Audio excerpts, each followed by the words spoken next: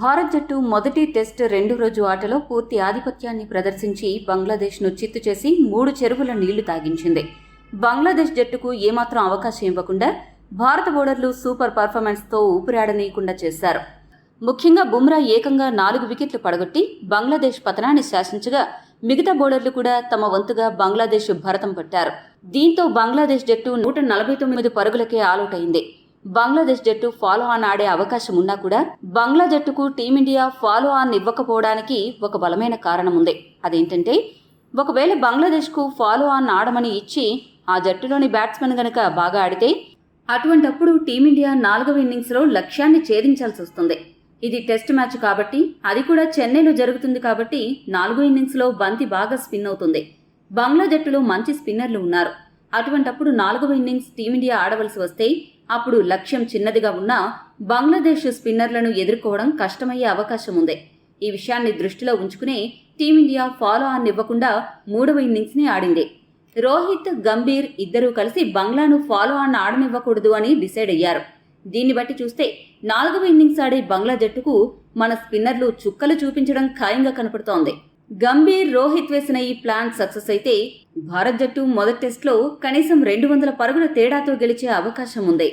Match highlights విషయానికొస్తే team India 339 పరుగుల over night స్కోరుతో రెండవ రోజు ఆట ప్రారంభించింది. అయితే ఈ రోజు మాత్రం టీమిండియా బ్యాట్స్మెన్ ఎక్కువసేపు క్రీజులో నిలబడలేకపోయారు. సెంచరీ చేస్తాడు అనుకున్న జడేజా 86 పరుగుల వద్ద అవుట్ అవగా సెంచరీ హీరో అశ్విన్ 113 పరుగుల వద్ద వెనుదిరిగాడు. మిగతా టైలెండర్ బ్యాట్స్మెన్లు ఆకాశ్దీప్ 17 పరుగులు, బుమ్రా 7 పరుగులు మాత్రమే చేశారు. దీంతో భారత్ జట్టు 376 పరుగుల వద్ద ఆలౌట్ అయింది. ఈ మ్యాచ్లో టీమిండియా ఇంత భారీ స్కోరు చేయడానికి అశ్విన్, జడేజానే ప్రధాన కారణమని చెప్పక తప్పదు. బంగ్లాదేశ్ బౌలర్లలో హసన్ మహ్మూద్ 5 వికెట్లు, టస్కిన్ అహ్మద్ 3 వికెట్లు, నాహిద్ రాణా, మెహదీ హసన్ మిరాజ్ 1 వికెట్ దక్కించుకున్నారు. అనంతరం మొదటి ఇన్నింగ్స్ ప్రారంభించిన బంగ్లాదేశ్ జట్టుకు టీమిండియా బౌలర్లు మొదటి ఓవర్ నుండే చుక్కలు చూపించారు. బుమ్రా, ఆకాశ్దీప్, జడేజా దెబ్బకు బంగ్లా హడలెత్తిపోయి వికెట్లు సమర్పించుకున్నారు.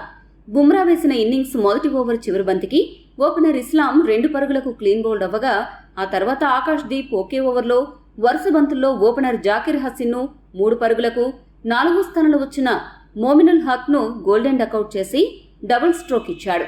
ఈ షాక్ నుండి తేరుకోకముందే కొద్దో గొప్ప ఓ మోస్తరుగా ఆడుతున్న షంటో 20 పరుగులకు, సిరాజ్ బౌలింగ్లో క్లీన్ బౌల్డ్ అయ్యాడు.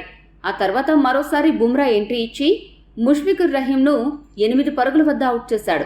దీంతో బంగ్లాదేశ్ జట్టు 40 పరుగులకే 5 వికెట్లు కోల్పోయింది. ఇటువంటి పరిస్థితుల్లో బంగ్లాదేశ్లో బాగా పేరు సంపాదించిన సీనియర్ బ్యాటర్స్గా చలామణి అవుతున్న స్టార్ ఆటగాళ్లు షకీబ్ ఉల్ హసన్, లిటన్ దాస్ ఇద్దరు కూడా మంచి భాగస్వామ్యాన్ని నిర్మించి టీమిండియా బౌలర్లను అడ్డుకునే ప్రయత్నం చేశారు. వీరిద్దరూ కలిసి 6వ వికెట్కు 51 పరుగులు జోడించిన తర్వాత జడేజా బౌలింగ్లో లిటన్ దాస్ 22 పరుగులకు, షకీబ్ ఉల్ హసన్ 32 పరుగులకు అవుట్ అయ్యారు. ఎంతో అద్భుతంగా ఆడుతున్న వీరిద్దరూ చాలా కొద్ది సమయంలోనే జడేజా బౌలింగ్లో అవుట్ అవ్వడంతో బంగ్లాదేశ్ జట్టు మరింత కష్టాల్లోకి కూరుకుపోయింది. ఇక తర్వాత టైలెండర్ బ్యాట్స్మెన్లలో మెహదీ హసన్ మిరాజ్ మినహా మిగతా ఎవరూ గట్టిగా పోరాడకపోవడంతో బంగ్లాదేశ్ జట్టు 149 పరుగులకే ఆలౌట్ అయింది. టీమిండియా బౌలర్స్లో బుమ్రా 4 వికెట్లు పడగొట్టగా సిరాజ్, ఆకాశ్దీప్, రవీంద్ర జడేజా చెరకు 2 వికెట్లు దక్కించుకున్నారు. ఆ తర్వాత రెండవ ఇన్నింగ్స్ ప్రారంభించిన టీమిండియాకు ఓపెనర్లు ఆశించిన ఆరంభాన్నివ్వలేదు. రోహిత్ శర్మ 5 పరుగులకే అవుట్ అయి మరొకసారి తీవ్రంగా నిరాశపరిచాడు. మరో ఓపెనర్ జైస్వాల్ మొదటి ఇన్నింగ్స్ బాగా ఆడినా రెండవ ఇన్నింగ్స్లో మాత్రం 10 పరుగులు మాత్రమే చేసి నిరాశపరిచాడు. దీంతో భారత్ జట్టు 28 పరుగులకే 2 వికెట్లు కోల్పోయింది.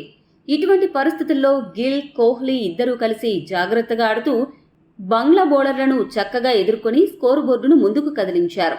మరొక వికెట్ పడకుండానే టీమిండియా రెండవ రోజు ఆట ముగుస్తుంది అని అనుకుంటున్న తరుణంలో కోహ్లీ నాటకీయ పరిణామాల మధ్య 17 పరుగుల వద్ద ఎల్బీడబ్ల్యూ అయ్యాడు. కోహ్లీ గనుక డీఆర్ఎస్ తీసుకుని ఉంటే నాటౌట్ అయ్యేవాడు. కానీ తీసుకోకపోవడంతో పెవిలియన్కు చేరాల్సి వచ్చింది. రెండవ రోజు ఆట ముగిసే సమయానికి భారత్ జట్టు 3 వికెట్లు నష్టపోయి 81 పరుగులు చేసింది. గిల్ 33 పరుగులతో, పంత్ 12 పరుగులతో క్రీజులో ఉన్నారు. టీమిండియా ఇప్పటికే 308 పరుగుల ఆధిక్యాన్ని సాధించింది. టీమిండియా గనుక 500 పరుగుల ఆధిక్యాన్ని సాధిస్తే టీమిండియా భారీ తేడాతో మొదటి టెస్టు గెలుస్తుంది. ప్రస్తుతం టీమిండియా జోరు చూస్తుంటే అదే నిజమయ్యేలా ఉంది.